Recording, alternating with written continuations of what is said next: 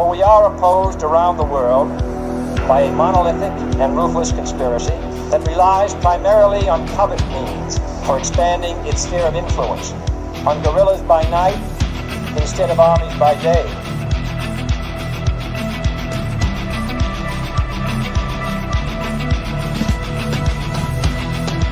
On infiltration instead of invasion, on subversion instead of elections. If I were the devil, I'd take from those who have and give to those who want it until I had killed the incentive of the ambitious. Violence and vandalism is being led by Antifa and other radical left-wing groups who are terrorizing the innocent, destroying jobs, hurting businesses, and burning down buildings.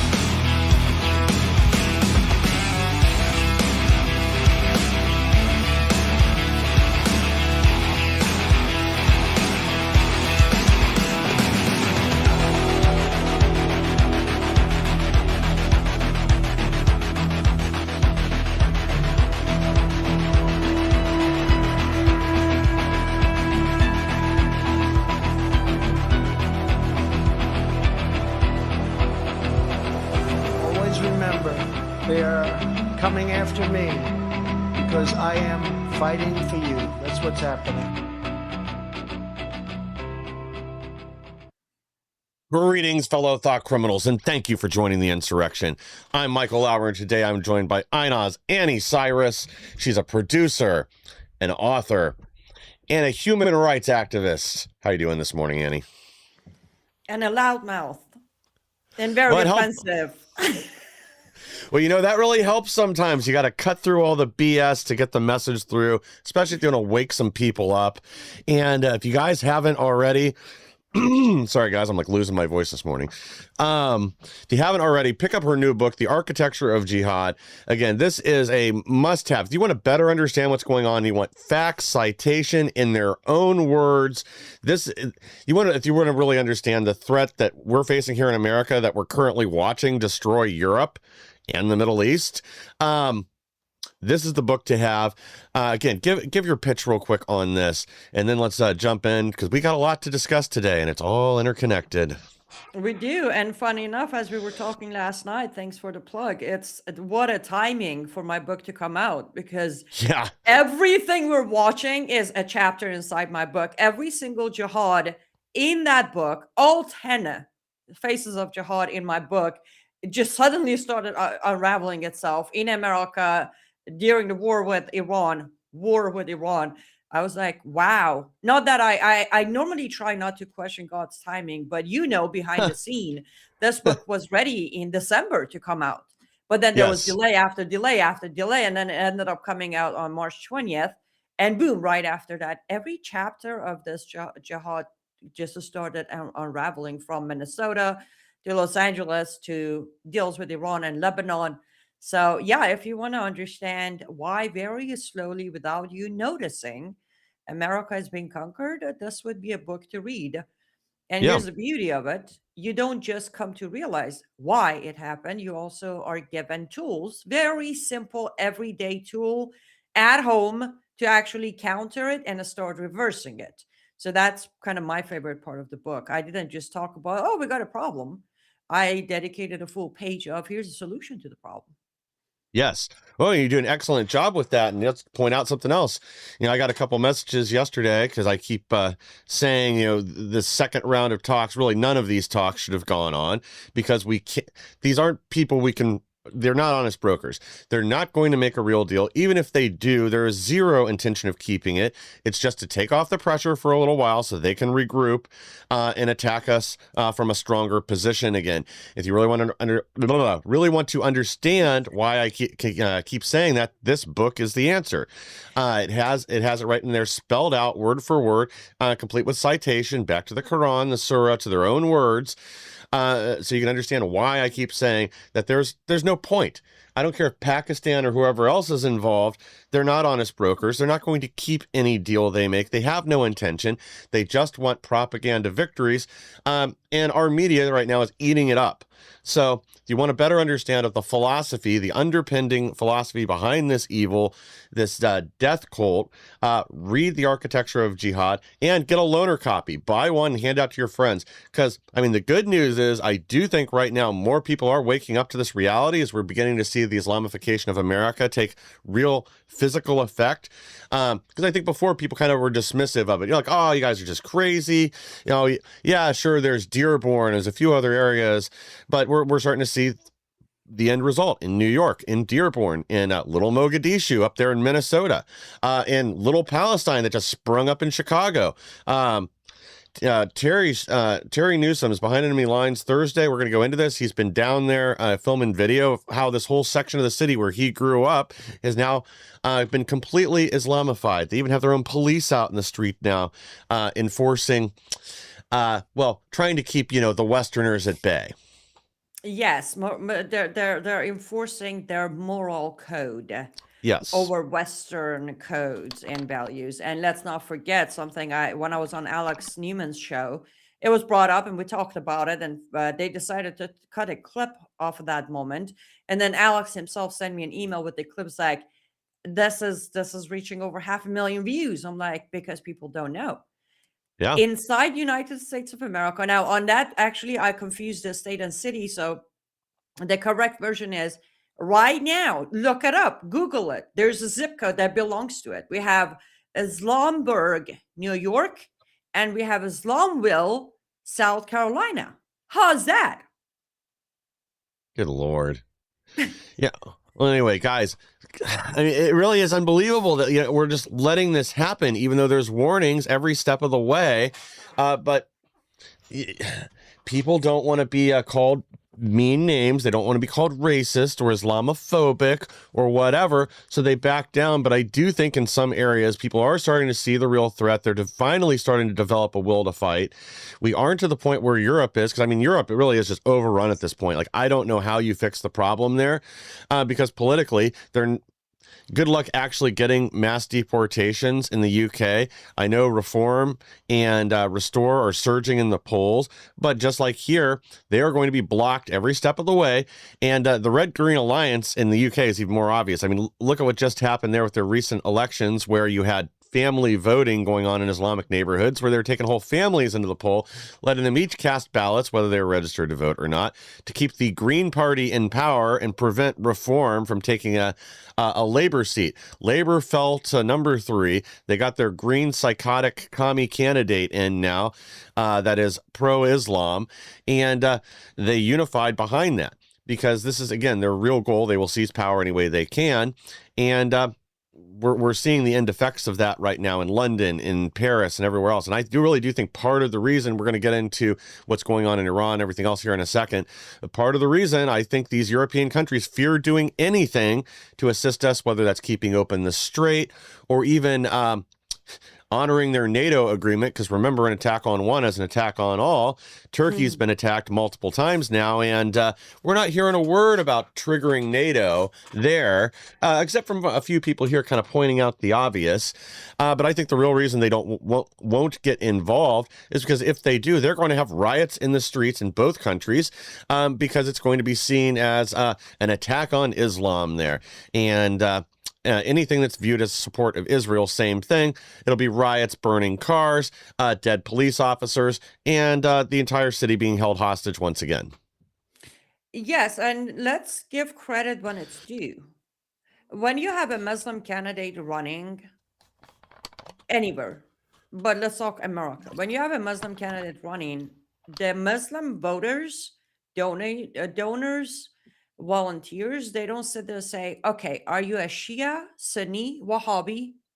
Are you a Sufi? They don't care. They get behind the Muslim candidate. That is what we lack here. We lack that here. We are so worried about, okay, did Trump endorse you? Okay, if Trump endorsed you, did you love on Trump? If you loved on Trump, are you gonna hate on Democrats? If you really, this is how they're winning. Same thing applies to Democrats, by the way. Democrats get behind their candidate, though they agree on one thing with them, 1 out of 100. But we don't do that. We are way too picky. Now, Like 10 years ago, 12 years ago, 18 years ago, we weren't picky. But now we're super picky. We're so picky that every other opposition wins. And then we complain. We're very good at complaining, though, by the way. Yeah. Great at it. Well, complaining doesn't solve any problems. And as you said, this is another thing where we're seeing an expansion of this now, where we have several Islamic candidates running as Republicans. Some of these should be obvious, like the niqab lady in, was it South Carolina or North Carolina, that ran unopposed? Yeah, sorry, I keep mixing that up, what state she's in. Me too. But I want to get to another problem we've seen. We talk a lot about poor endorsements from President Trump, like Lindsey Graham, where again, no matter how much I rack my brain, I can't understand why Lindsey Graham gets continuous endorsements, and now we're going after Mark Lynch there, or Trump's going after Mark Lynch. But TPUSA now is also making bad endorsements. And you and I were talking about this yesterday. Like, I can kind of understand Abe Hamadeh from their point of view. He's in Arizona. He's done a lot with Kari Lake and fighting voter fraud and other stuff. And, that's what they're looking at. But the other candidate, not so much. And this is a TPUSA endorsement. It really does make me wonder what the heck's going on there. Like I said, Hamadeh, I don't agree with it, but I can understand how they arrived at it. But the other candidate, not so much. Well, Zuhdi Jasser, I personally have text messages on my phone from a personal friend who believes Zuhdi Jasser believes in reforming and loves America. He's a great guy. Yeah. The problem with Zuhdi Jasser movement, for those of us who were directly attacked by Zuhdi Jasser, remember, Yes. Zuhdi Jasser is the one on his podcast calling people like Robert Spencer, Pamela Geller, Jamie Glazoff, myself, Daniel Greenfield, everybody else. He called us more dangerous than the jihadist because we provoke the jihadist. That's the mindset he runs on. But a lot of people chose not to see that. And they prefer to have, I think, Turning Point USA's reasoning behind Zuhdi Jasser and any other person who endorses Jasser is the comfort of, look, we're not anti-Muslims.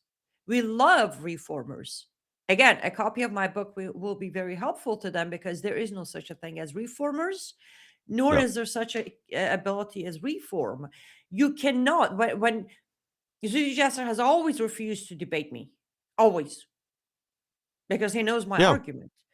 Zuhdi or anyone else, Shireen Ladusi, she came on Glazoff Gang a few times, talking to Jamie Glazoff, talking to Mark Christian, Nani Darwish, but she never agreed to debate me.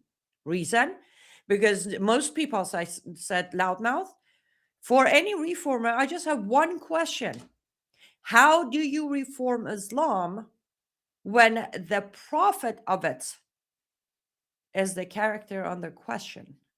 You can't reform a man that doesn't exist no longer. And you cannot, within Quran description, if you do not agree that Muhammad was the perfect example of a man, you're a kafir. So 2 + 2 equals there is no reform. But Turning Point USA and the rest of them prefer to show unity with the good moderate Muslims, the reformers. That's why they go and endorse these people. Yeah. They use the whole Zuhdi Jasser served in our military, Navy. Okay. And historically, we have had cases of our soldiers, Muslim soldiers, walk into bases and kill the other soldier. Haven't we seen that? You literally have the case with Nidal Hassan coming back up for review right now. He's the guy in Texas that killed, was it 12 or 13 servicemen on the base, used an FN-57 pistol to shoot through soft body armor because he knew even on a military base, MPs are not wearing hard armor like they do out in the field. So he picked a weapon he knew would even defeat the armor on MPs to maximize casualties. It was a well thought out plot. And further to your point, even there can be no reform, but even the peaceful Muslim that works down the street from you, that's a nice guy or whatever, they personally may be okay. However, if they're attending a mosque, they're paying the zakat. That means 10% of their earnings are going to support jihad elsewhere.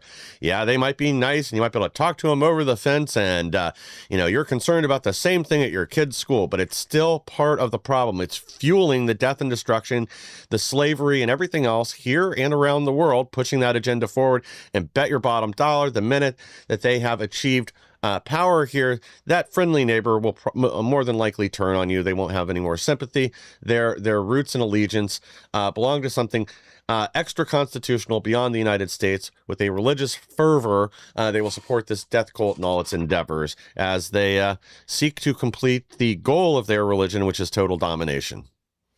And again, let me bring Iran up here.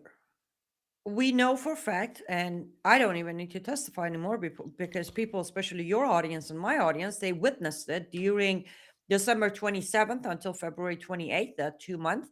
You witnessed majority, over 80% of Iran are burning down mosques. Yeah. They are done with Islam. But guess what? They're not winning. So this isn't about who's majority. Yep. It's about when the minority take power. Yep. The spoiled part of an American mindset is the whole, I got my Second Amendment and come take it, and not on my watch. And some of them can't even comprehend the things I report. Yesterday, I reported that 3 Iranian Kurds were executed yesterday morning, local time of Iran. And they were arrested during Mahsa Amini uprising. And somebody commented, not in a mean way, they were genuinely confused as to they were arrested 3 years ago and now being executed. I was like, yes, this is where they're expedite. They are killing as many as they can. They're emptying prisons. These 3 weren't even originally. They were only arrested for attending these protests. But recently, they boosted their cases into spying and then killed them. That's how they operate. That again, keep on plugging my book. I literally, in my book, in preface, I mentioned that this is even a book for a lot of Muslims to read because they don't even know they're part of this movement. Yeah. As you said, I know for a fact there are Muslims who identify as Muslims. They have never read the Quran. They kind of sort of just go with it. But they still pay their zakat, which is their Islamic tax. They have no clue where that tax goes. Yeah. And I have talked to some in Los Angeles, California, okay, let me ask you this. Why do you think you're paying your zakat to your Masjid al-Iman, which is the Iman Mosque of Iranian Shia Mosque in Westwood? Yeah. Yes, it is in Westwood area. I'm like, why do you go pay your taxes? Like, well, it's the tax I have to pay. I'm like, okay, what do you think they're doing with it?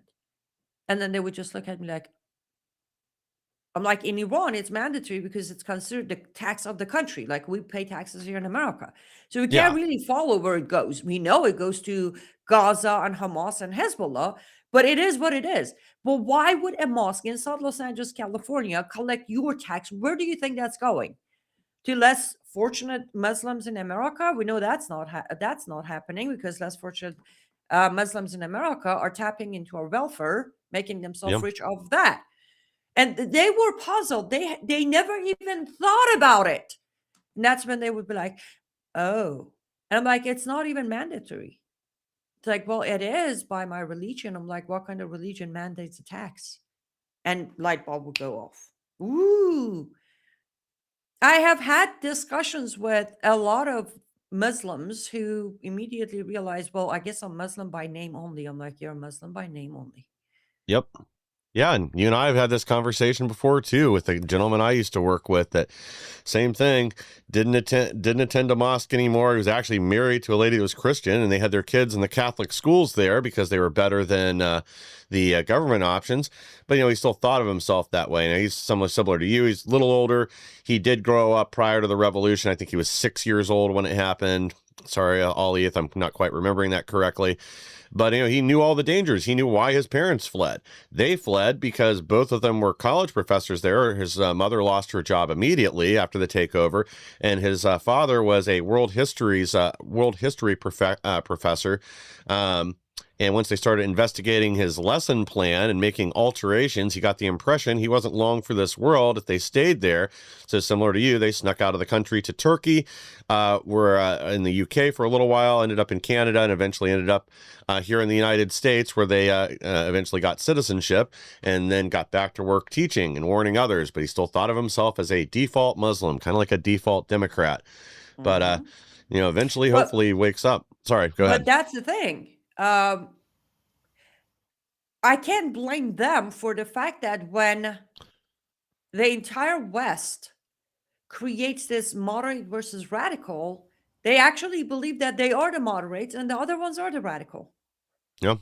So they keep going. I do tell some people when I was in Texas, as you remember, Michael. Yeah. There were a few people that I said, "Why do you even bother calling yourself a Muslim?" And they actually gave up. Yeah. They went with, I was born a Muslim. I woke them up to reality. I forget what they say in America. You're not a moderate Muslim. I would show them the verse of Quran where you're not even Allah's favorite. The only reason you will find your way somehow to heaven is because you're paying the mandatory zakat, the mandatory tax, which is funding jihad. Because Allah said, "My favorites are those who commit jihad through their wealth or life." So you either go kaboom or you pay the taxes. Either way, you're maintaining this machine. You're maintaining this system called architecture of jihad. But yeah, it's I can't blame them. We have the narrative of moderate versus radical. It doesn't exist. Yeah. Inside Quran, it says when you ask those who are creating corruption on earth, when you ask them why, they say we are not but the reformers. Allah was ahead of Zudi Jasser, 1400 years ahead of Zudi Jasser, calling the reformers, which by definition of kafir, a category of infidels, are those who create corruption on earth. So sorry, Zudi, either you're a good guy or not. I don't believe, but a friend of mine does. Regardless of being a good guy or not, you're a kafir in eyes of Allah per Quran, unless you're planning to delete that verse, which then good luck from all the bounties you're going to have for touching Quran. Yeah, pretty much. Yeah, is it the Druze? Is that the sect that rejects most of the violence of the Quran and is currently being hunted over in Syria? Yes, well, both Sufis and Druzes are the moderate. They try to moderate Islam, and exactly the highest percentage of Muslims killed. That's exactly the point I was going to make. There is an actual effort to say have meaningful path towards reform, or the Druze, they're working with the Christians there right now, pretty hand in hand, to try to protect each other, and that's because they both have bullseyes on their back, because the Druze reject some of the violence there, which means they got to go. That they're not the real Muslims. All right. Well, I guess let me ask you one last closing here. But here's my question. Why would you put so much effort in reforming this supposedly religion when there are actual religions out there that don't need reforming? They don't have verses of kill them wherever you find them. They don't have verses of if you can afford a 9-year-old, buy her. Just go to another faith. I don't get it. I don't either. I'm sure that people think that somehow, their message of peace can maybe spread. But again, we know that's hopeless, unfortunately. But, it'd be a great discussion. We'll have to continue this discussion on another episode. Have you back, maybe bring another guest on with us, do a roundtable on this, on the impossibilities of reform, or just the